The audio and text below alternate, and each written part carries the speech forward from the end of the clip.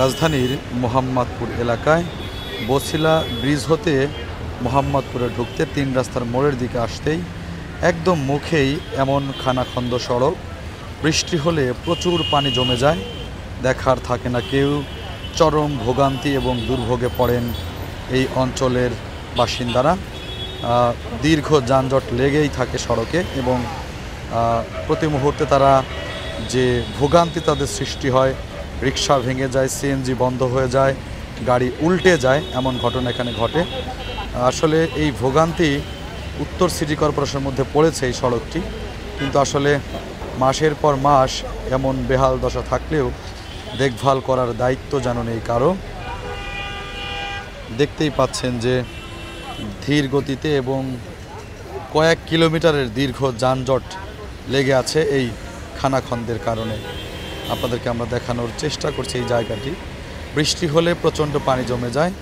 আর এই মুহূর্তে যদি বলি, তেজগাঁও জোনের ট্রাফিক বিভাগ সার্জেন্ট আজাদ এবং তার এসির নির্দেশে এখান থেকে যে পানি নিষ্কাশন করা হচ্ছে, মোটর দিয়ে একটি পাইপ দেখতে পাচ্ছেন, এই পাইপটি দিয়ে তারা পানি নিষ্কাশন করছেন এবং অনেকটা পানি তারা এখান থেকে কমিয়ে ফেলেছেন ইতিমধ্যে এই ঘণ্টাখানিকের মধ্যে। এই সড়কটি দিয়ে প্রতিদিন লাখ লাখ মানুষের চলাচল।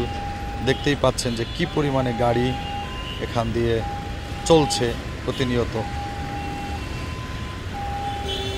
এবং তাদের যে দুর্ভোগ সেটি কিন্তু আপনারা নিজের চোখেই দেখতে পাচ্ছেন আমাদের ভিডিওর মাধ্যমে।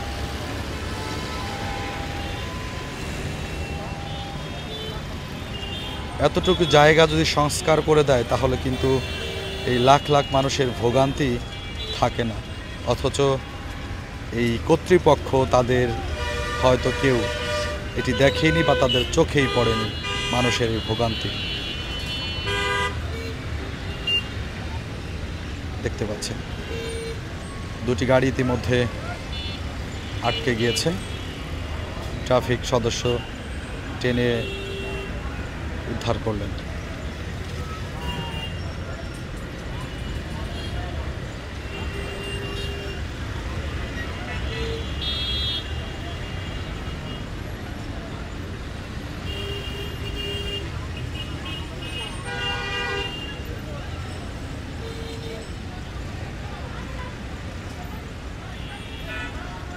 দীর্ঘদিনের এই ভোগান্তি নিয়ে কাজ করছে না সরকার বা সিটি কর্পোরেশন বা সড়ক বিভাগ।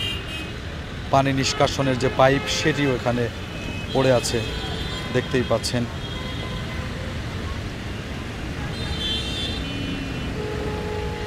মানুষ কতটা সমস্যা নিয়ে এই জায়গাটি পার হচ্ছে।